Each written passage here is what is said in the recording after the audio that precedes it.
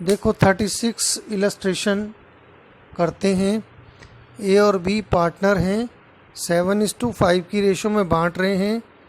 1 अप्रैल 2017 को सी एडमिट हुआ है, 1/6 हिस्सा प्रॉफिट का वो लेगा। न्यू रेशो दे रखी है 13:7:4। क्यों दे रखी है? ताकि आप सेक्रीफाइसिंग रेशो निकाल लो। सी ने अपनी कैपिटल और प्लस अपनी गुडविल के लिए 1 2 3 4 असेट्स वो लेकर आया है। 60,000 का स्टॉक है, डेटर 80,000 का है, लैंड 2 लाख की है, प्लांट एंड मशीनरी 1,20,000 की है। और सी के एडमिशन पर फर्म की गुडविल 7,50,000 रुपये की वैल्यू की गई है। तो इसमें सी का हिस्सा निकाल लेंगे, सी की गुडविल आ जाएगी। फिर सारी असेट्स को टोटल करेंगे, उसमें से सी की गुडविल माइनस कर देंगे तो उसकी कैपिटल अपने आप में अलग हो जाएगी। तो कैपिटल अलग क्यों करनी है? क्योंकि कैपिटल की अमाउंट कैपिटल में जाएगी और गुडविल की अमाउंट प्रीमियम फॉर गुडविल में जाएगी। Record necessary journal entry in the books of the firm on C's admission, also prepare C's capital account.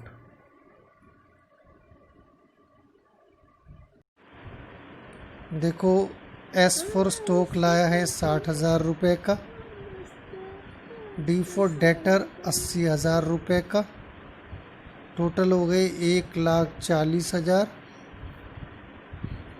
2 lakh की लैंड है, टोटल हो गया 340। प्लांट एंड मशीनरी है 1,20,000 की, ये हो गया 4,60,000। ये उसकी कैपिटल प्लस गुडविल दोनों हैं, C plus G, C for capital, G for goodwill. अब फर्म की गुडविल दे रखी है एफ जी यानी फर्म की गुडविल, वो है 7.5 लाख रुपए की। और सी का जो शेयर है वो है 1/6। सो सी की गुडविल आ जाएगी 7,50,000 का 1/6 यानी 1,25,000 सी की गुडविल आ जाएगी। अब आप देखो सी प्लस जी कितना था? 4,60,000। जी कितना है? 1,25,000। जी को हटाएंगे तो क्या बच जाएगा? सी बच जाएगा। कितना आ जाएगा? और ये 3,35,000 सी की कैपिटल आ गई। अब आप आसानी से गुडविल लाने की और कैपिटल लाने की एंट्री कर लो, और कैपिटल को बांटने की एंट्री भी करेंगे। इसमें हमें सैक्रिफाइसिंग रेशो निकालनी पड़ेगी। सैक्रिफाइसिंग रेशो कैसे निकलेगी? ओल्ड रेशो माइनस में न्यू रेशो। ओल्ड रेशो भी गिवन है आपको, न्यू रेशो भी गिवन है। सैक्रिफाइसिंग रेशो निकाल के आप गुडविल की एंट्री लाने की और बांटने की एंट्री कर लो। हाँ बेटा, नया टॉपिक देखो। जब नया पार्टनर गुडविल ला रहा है, वो तभी गुडविल लेकर आएगा जब पहले से फर्म की बुक्स में कोई गुडविल नहीं होगी।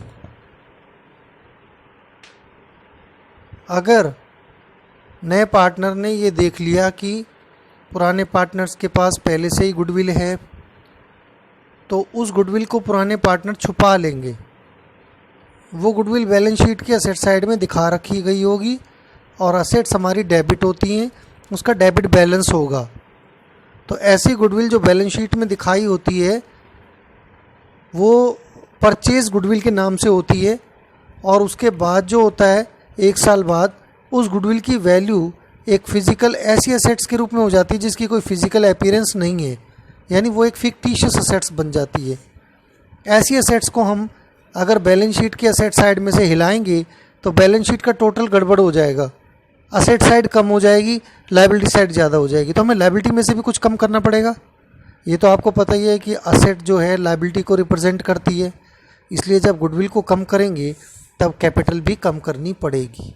इसका मतलब ओल्ड पार्टनर्स की कैपिटल को कम कर देंगे यानी डेबिट कर देंगे, और पुरानी गुडविल यानी टू गुडविल अकाउंट करके हम असेट को डेबिट में से बैलेंस को क्या करेंगे? क्रेडिट कर देंगे, टू गुडविल अकाउंट कर देंगे। फिर कौन सी रेशो में करेंगे? क्योंकि ये पुरानी गुडविल है और ओल्ड पार्टनर्स की है, तो ऑब्वियसली ओल्ड रेशो में हम इसे क्या कर देंगे? राइट ऑफ कर देंगे। और इस एंट्री को अपने आप करना है। जब पहले से गुडविल फर्म की बुक्स में होगी, नेचुरली आप उसे राइट ऑफ करोगे। क्वेश्चन चाहे बोले चाहे ना बोले, आपको गुडविल राइट ऑफ करने की एंट्री पहले करनी है और ओल्ड रेशो में करनी है और ओल्ड पार्टनर्स को ही देनी है। बस ये एंट्री करने के बाद फिर आगे काम वैसा ही है कि नया पार्टनर गुडविल लाता है और गुडविल लाने के बाद हम उसे डिस्ट्रीब्यूट कर देते हैं। और अगर क्वेश्चन बोलता है कि गुडविल की अमाउंट विड्रॉ की गई है तो हम विड्रॉन की एंट्री भी कर देते हैं। अदरवाइज़ विड्रॉन की एंट्री हम तब तक नहीं करते जब तक क्वेश्चन ना बोले। तो गुडविल अगर फर्म की बुक्स में पहले से है तो that must be written off immediately after the admission of the new partner in old ratio. अब मैं आपको क्वेश्चन कराता हूँ। 37 इलस्ट्रेशन देखो। आरती और भारती पार्टनर हैं जो कि 3:2 में बांट रहे हैं। उन्होंने सारथी को नया पार्टनर एडमिट किया है और न्यू रेशो 2:1:1 है। इसका मतलब सारथी का हिस्सा आप निकाल सकते हो। 2 + 1 + 1 कितना हो गया 4, यानी 1/4। तो सारथी का जो प्रॉफिट का हिस्सा है वो 1/4 है और न्यू रेशो गिवन है। इसका मतलब सैक्रिफाइसिंग रेशो आपको पक्के तरीके से निकालनी पड़ेगी, old ratio minus new ratio करके। हर केस में कुछ बच्चा सोचता है काफ़ी सारे केसेस में ओल्ड रेशो ही सैक्रिफाइसिंग बन जाती है, तो उसके दिमाग में रट्टा बैठ जाता है। वो कहता है हर बार ओल्ड रेशो ही मेरी सैक्रिफाइसिंग रेशो हो जाएगी, मैं क्यों निकालूं। तो हमें क्या करना है, जब न्यू रेशो गिवन है तो निकाल के देखनी पड़ेगी कि सैक्रिफाइसिंग रेशो कितनी आ रही है। और सारथी 1 लाख रुपए अपनी गुडविल लेकर आ रहा है और गुडविल पहले से फर्म की बुक्स में, आरती और भारती की बुक्स में 60,000 रुपये की है। ऑलरेडी वर्ड बहुत इंपॉर्टेंट है, ऑलरेडी अपीयर है, इसका मतलब पहले से ही अपीयर है। हमें क्या करना पड़ेगा, इस गुडविल को सबसे पहले राइट ऑफ करना पड़ेगा, इसके बैलेंस को समाप्त करना पड़ेगा। लेकिन ध्यान रहे ओल्ड रेशो में करेंगे। एंट्री होगी पहली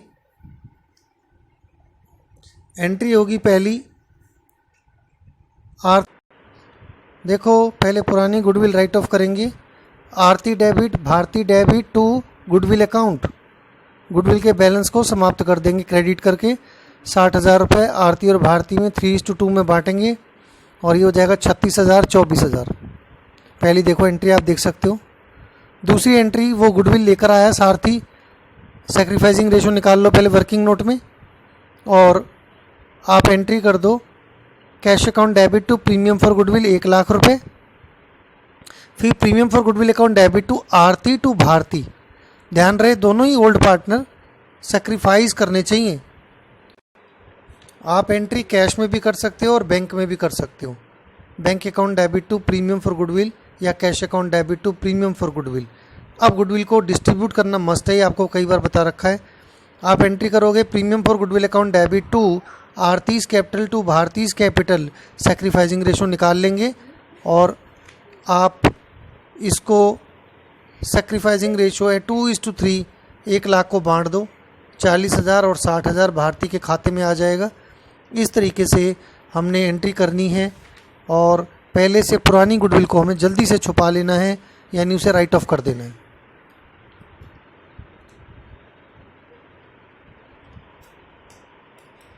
ये दिखाना है।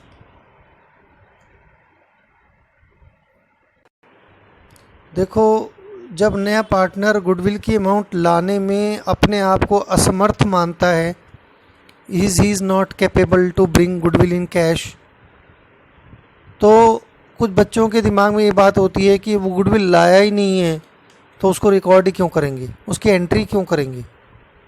ये एक मिसकंसेप्शन बच्चों के माइंड में रहता है। पहली बात, नया पार्टनर जब गुडविल की अमाउंट कैश में नहीं लाया तो एक प्रकार की जो पेनल्टी है वो नए पार्टनर के ऊपर लगनी चाहिए, यानी न्यू पार्टनर की कैपिटल आते आते या तो डेबिट हो जानी चाहिए।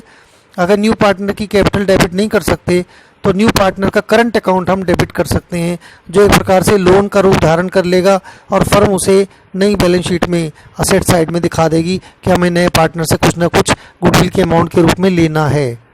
तो ऐसे में एंट्री करनी होगी new partners current account debit to old partners' capital account.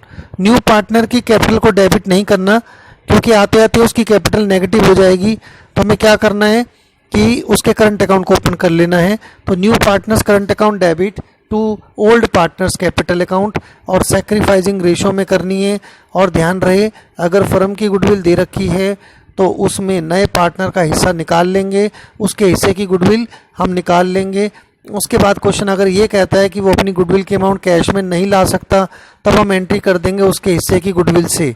और सेक्रीफाइसिंग रेशो पहले से तैयार रखनी है आपको वर्किंग नोट में, old ratio minus new ratio करके सेक्रीफाइसिंग रेशो ही आपने यूज़ करनी है। और अगर आपको सेक्रीफाइसिंग रेशो क्वेश्चन में गिवन नहीं है या फिर न्यू रेशो गिवन नहीं है, तो ओल्ड रेशो को ही ऐसे केस में सेक्रीफाइसिंग रेशो मान लेना है।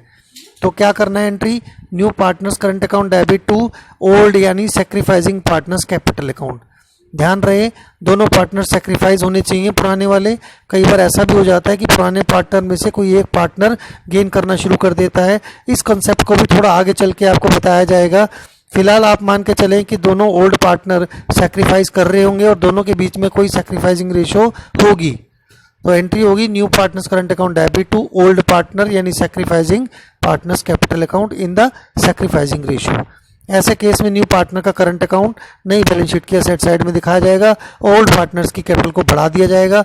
अब देखो एक प्रकार से ये पेनल्टी लग चुकी है नए पार्टनर के ऊपर कि गुडविल की अमाउंट नहीं लाया है, लेकिन फिर भी हमने एंट्री करी है।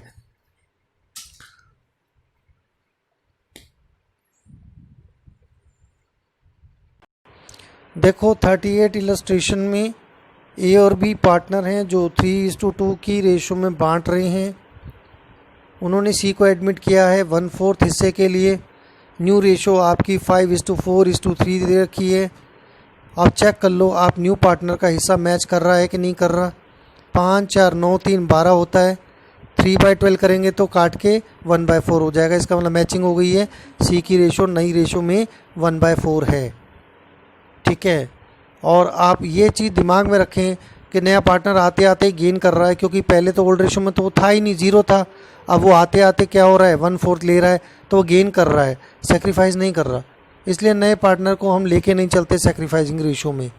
सी 50,000 रुपये कैपिटल लाएगा, लेकिन वो गुडविल की अमाउंट कैश में नहीं ला सकता और फर्म की गुडविल सी के एडमिशन पर 48,000 रुपये की है।